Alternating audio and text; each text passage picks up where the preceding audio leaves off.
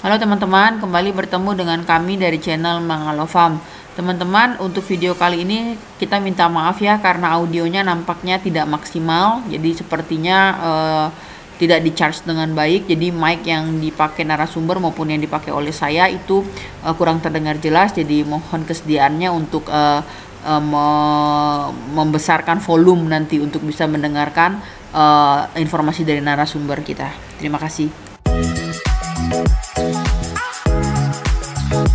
Bagian yang tidak menganjurkan pakai furadan. Sebenarnya saya pun juga tidak menganjurkan kalau itu untuk tanah uruk, ya, tanah untuk untuk menimbun. Kalau saya pakai furadan untuk dasarnya, dasar di tanah, bukan untuk di uruknya. Jadi seperti ini, Pak. Teman-teman, kita kedatangan tamu Bapak Miko dari tim Durian Bawor Kromo Banyumas ya. Jadi kita kan penasaran ya teman-teman, bagaimana sebenarnya cara tanam menurut versi beliau. Jadi karena ini adalah kebun belajar, maka kami dedikasikan silakan siapapun para senior dapat mengaplikasikan cara tanam masing-masing, dan sudah kita ceritakan bahwa tanah kita sebenarnya adalah tanah yang sangat liat ya, seperti video berikut ini yang saya ambil dari video kita sebelumnya. Jadi ternyata meskipun sudah saya jelaskan bahwa tanah di kebun ini relatif lengket, liat teman-teman, Pak Miko tetap tidak menggunakan apa-apa ya, tidak menggunakan campuran apa-apa, hanya furadan di dasarnya. Bisa jadi pro kontra untuk teman-teman yang lain, tapi kalau kali ini saya izinkan siapapun senior silakan melakukan sesuai dengan caranya sendiri, karena kita memang mau belajar. Sekarang tanah buat yang dasar dulu, yang pas galian aja. Ini untuk nanti. Yang dibalikin atas, lagi aja. Nah, yang paling atas mana ya? Tunggu dulu. Tadi kalian ngegali mana? Ya, itu ada pipa ya. Ini kali. Ya.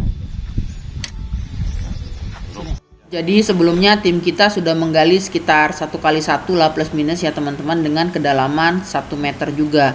Nah, Pak Miko memberikan 3 genggam kalau saya nggak salah tadi furadan sebagai dasar saja. Setelah itu tidak memakai apa-apa lagi, jadi tanah yang tadi digali itu dikembalikan lagi.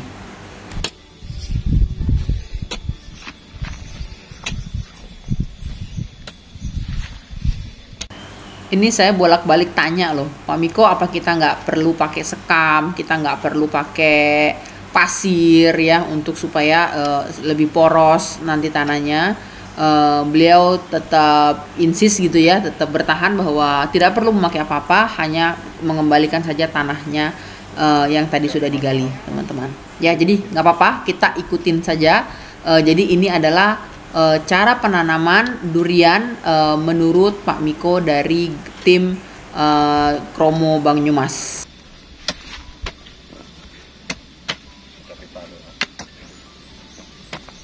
Gak pakai kompos Pak sama sekali? Enggak.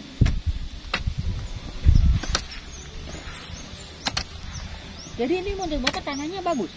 Iya. Subur nggak? Subur. Subur ya? Saya tuh lebih ekstrim, Bu, di daerah Gunung Kidul, Wonosari. Oh. Hati-hati pipa kita ya Pak Jojo. Ya itu kan terkenal Pak. Maksudnya tanahnya gersang kan loh Pak. Nah. Dan sudah berbuah sekarang.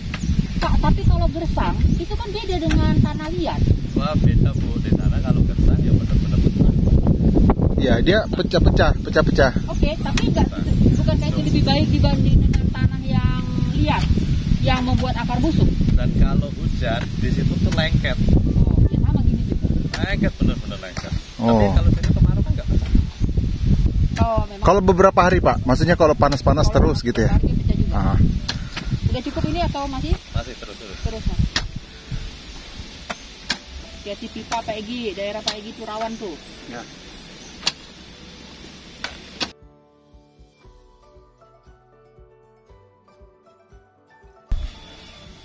Ini datar-datar aja kita, nggak pakai busut-busutan segala. Enggak, Bu. Wah, banyak banget yang di YouTube bilang pakai teori busut. Coba sini, ini rakain aja. Ini diminta untuk diratakan ya teman-teman ya. Jadi seluruh bagiannya rata begitu. Ya. Tambah sedikit dulu.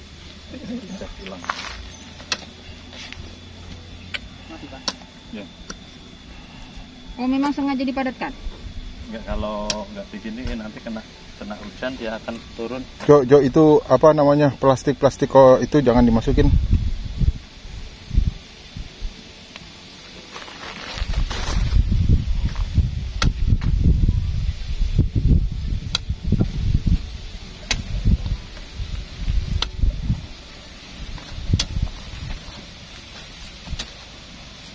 Tapi ini kan karena saya suruh ya Pak, untuk menggali lubang supaya Bapak bisa melihat tanahnya seperti apa. Ya. Untuk nextnya perlu sampai harus kayak gini atau nggak usah? Perlu? Perlu. Ya. Oh, jadi Dalam seperti itu Pak. sedalam itu terus kita Ini balikin 1 meter ya? Iya. Kalau saya biasa standarnya 80. Oh, semeter minimum itu ya. perkiraan mereka sih. Ya.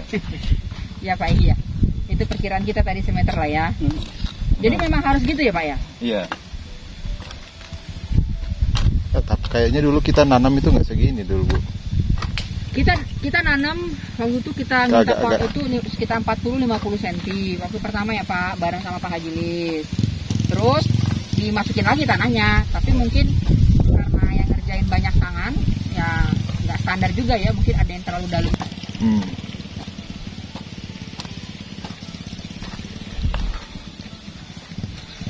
Tapi memang waktu itu sudah digali sebelumnya, Bu ya? Udah digali Belum? belum? Teman-teman, menurut Pak Miko, kalau nanti kita mau nanam lagi ya bikin aja begini ya, 1x1 terus ke bawahnya juga 1 gitu. Memang harus seperti itu. Nah, ini masih proses untuk kita mengembalikan kembali tanahnya ya. Tanah. Miko waktu datang ke sini belum ditanam atau Pak? Baru masih.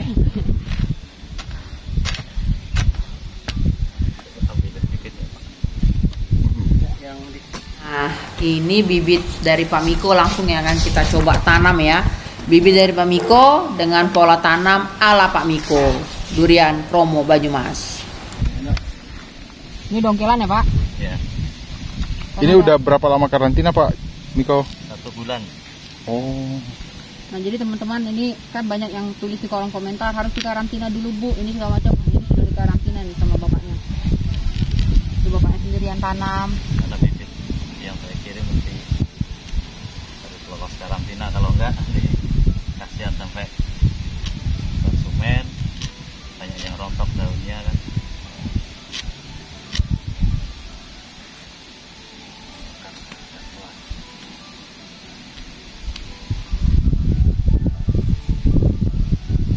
Perlu dibantu Pak atau Bapak aja? Ada gunting?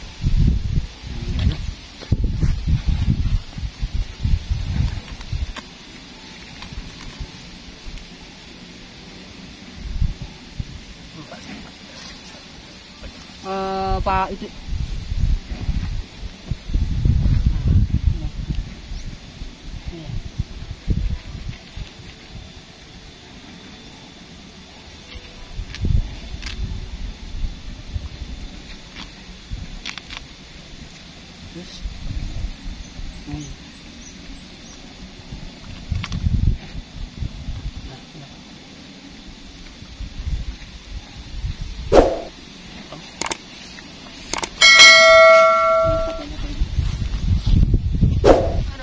jadi kalau bapaknya nanam nggak pakai apa-apa ya, hanya tanam murni ya. Ya.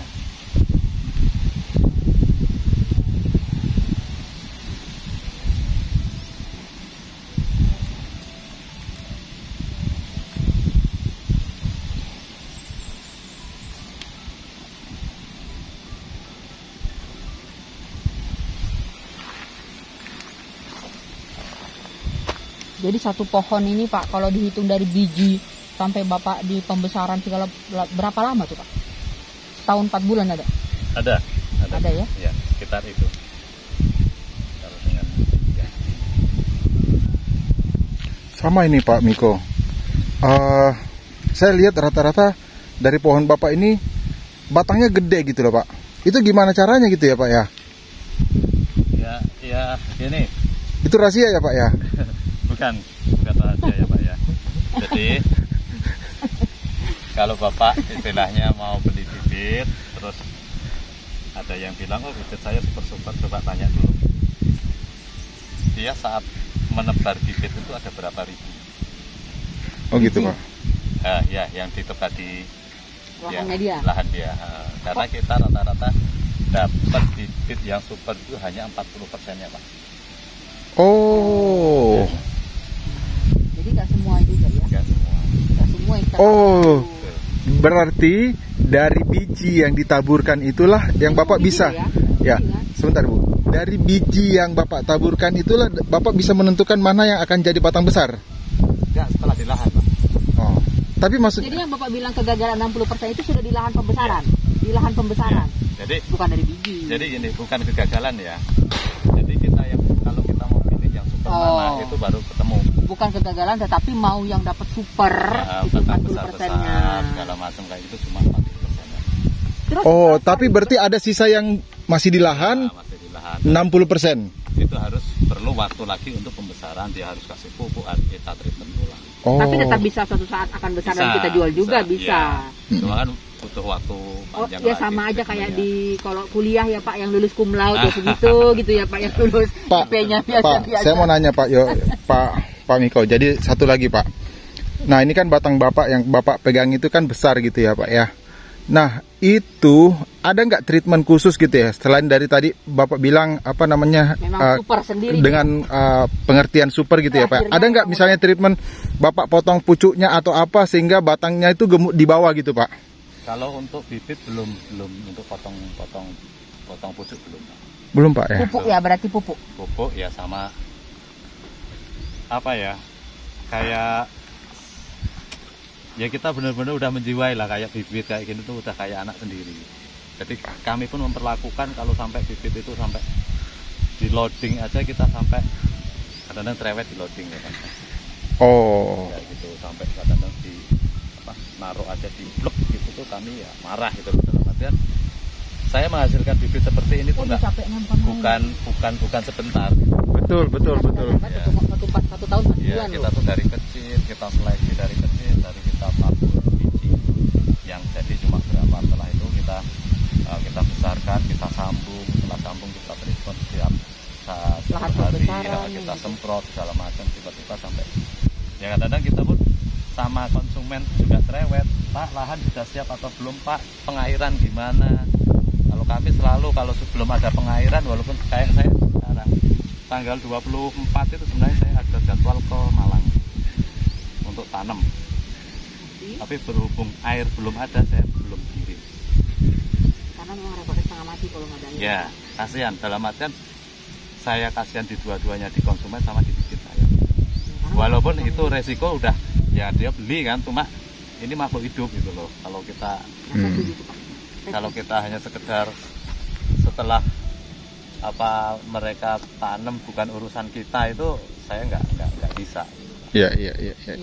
Berarti jadi seperti yang tadi dibilang ada yang 40% memang bawaan bibit dia memang super gitu ya Pak. Iya. Jadi dengan treatment yang sama dengan saudara-saudaranya Iya. pun dia memang sudah lulus Ya, cum laude gitu Iya. ya. Oke. Nah 60% yang lain Bapak mesti treatment dia dengan pupuk. Iya. Dia dengan pupuk. Dan pupuk, dan perawatan. Jadi dan bukan kita- teori kalau untuk masih di lahan dalam kondisi masih bibit kita belum potong-potong bibit dulu. Kalau kan? saya belum, kalau Kalau Bapak saya belum. belum ya. Ayolah biar. Oke, ya lanjut. Coba Ya. ini sudah lurus apa belum dilihat dari sana Pak? Sudah. Oke. Coba ayo. Belum, kurang dikit. Kurang kemana? Kurang ke kiri Pak. Kiri, ya. Sini ya. Bukan. Iya. Dari ibu Nggak tahu kok saya nggak bisa. dari sana mungkin kesananya kurang kemana? Karena kita hanya menghabiskan waktu beberapa menit untuk melihat ini akan selamanya. Betul. Cok, geser dulu. Ya.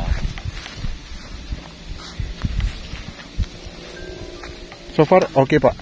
Oke. Atau Pak Miko lihat dulu Pak, Jojo yang pegangin. Udah kalau memang Oh.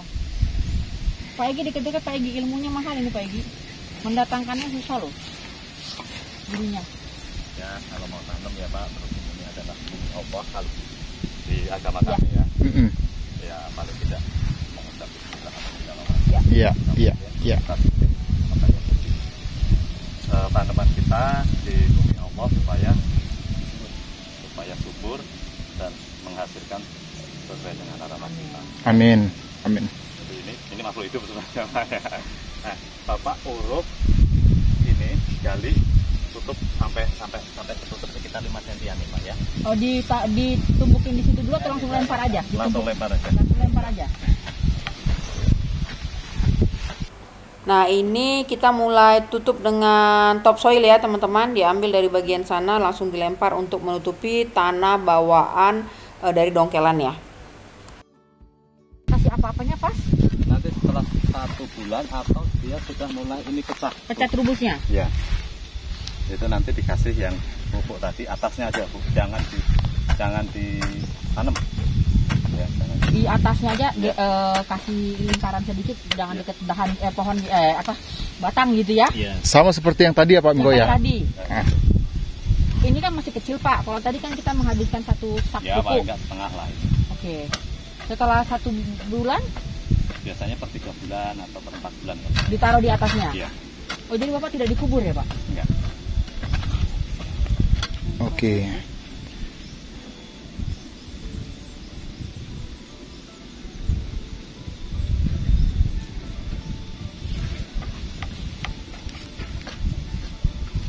Penyiraman Pak, kalau tanah kita masih hujan kan, Bogor ya, sini tuh sering banget hujan. Baru 2 hari ini nggak hujan. Kemarin nggak hujan Pak Egi? Kemarin enggak. Kemarin nggak hujan, hari ini sampai dengan jam sekarang belum hujan. Kalau bisa tanah itu aja Pak. Masih Gi? Ya. Kalau misalnya nanti hujan Pak, hujan dia lama, kita pegang tanahnya kan Pak, lengket atau enggak, masih langsung disiram lagi atau enggak, atau gimana Pak? Ya tinggal kalau kayak gini kelembapan seperti ini kan durian itu rumusnya jangan sampai kehilangan kelembapan di 20% tanah.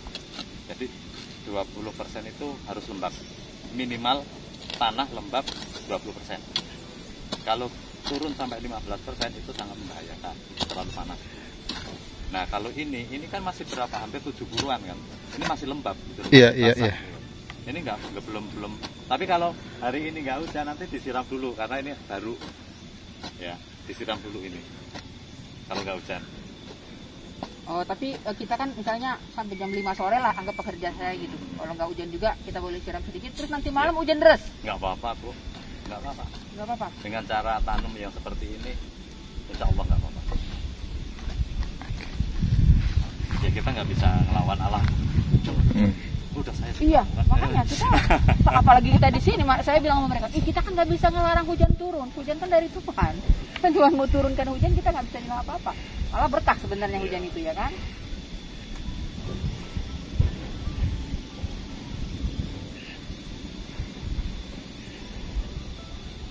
Tidak usah sampai terlalu ketutupan tinggi ya Pak. Ya, pokoknya tutup aja. Yang sininya Pak, kasih lagi. Karena ini kalau kena hujan dia pasti akan turun.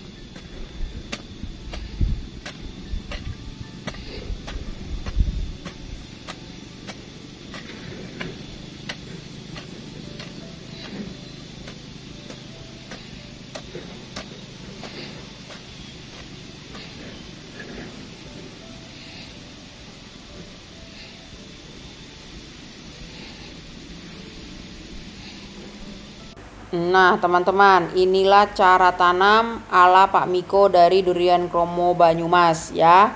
Silakan teman-teman yang mau mencoba mengikuti, silakan ya. Nanti jika ada kesempatan kita akan mengundang senior-senior lain untuk juga menanam di Mangalo Farm ya teman-teman. Jadi kalau teknik Pak Miko sama sekali tidak ada campuran apa-apa dalam penanaman pertama. nanti baru diberikan pupuk kohe di 1 bulan tanam, setelah usia tanam 1 bulan atau sudah pecah terubusnya. Itu kesimpulannya ya teman-teman. Teman-teman mungkin bisa melihat di sebelah kiri pohon yang kita baru tanam ini, itu ada juga pohon durian ya, dan dalam kondisi yang sakit atau tidak sehat. Jadi ceritanya ini yang kita tanam ini untuk menggantikan pohon tersebut apabila pohon yang di sebelah kiri ini nanti tidak sanggup bertahan ya. Dan kalaupun mungkin bertahan, saya rasa memang pertumbuhannya pasti terhambat. Nah, jadi karena kita di sini kebun belajar, saya benar-benar sangat berniat nih mengundang para senior-senior yang mungkin bisa mampir ke kebun kita. Silakan untuk menanam dengan versi masing-masing ya. Nanti kita akan update 1 bulan kemudian bagaimana. Pak Miko sendiri yang nanam loh. Ini harus di monitor khusus ini nanti Ibu. Pak, maaf ya, Bapak boleh sekalian lihat kan saluran air yang kita buat supaya air nggak menggenang. Apakah menurut Bapak mencukupi atau malah Bapak bilang ini salah dong, jangan minum bikinnya atau apa?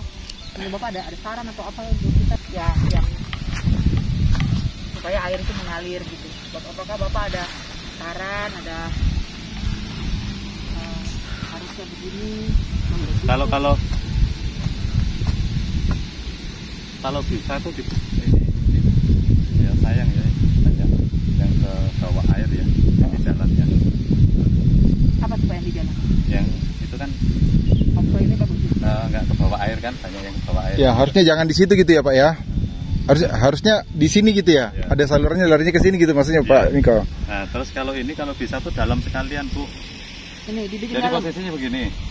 Jadi saya masih bisa sedikit membaca pikiran. Yang penting atas hilang airnya. Padahal air itu kan bukan di atas yang membahayakan, justru air yang ada di dalam lubang kan. Nah kalau begini kan air hanya di atas yang hilang. Ya.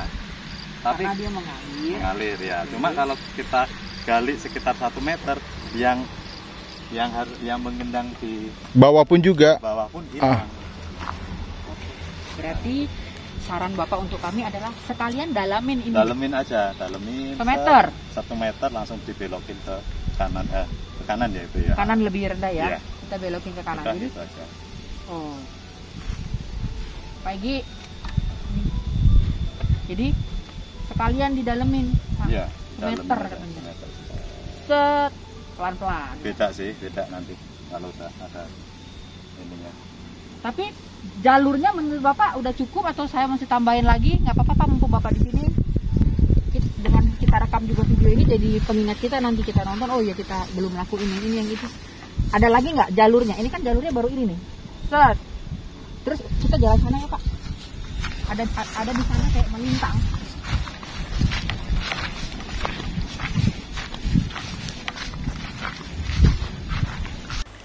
Nah teman-teman, sharing dari Pak Miko untuk saluran air ya. Ini saya sedang bertanya mengenai saluran air. Saran dari beliau adalah diperdalam 1 meter supaya air yang di dalam itu juga kering gitu teman-teman. Jadi kalau yang sekarang kita bikin ini kan pendek aja, jadi hanya air yang di atas yang keluar, padahal sebenarnya yang berbahaya itu adalah air yang di bawah.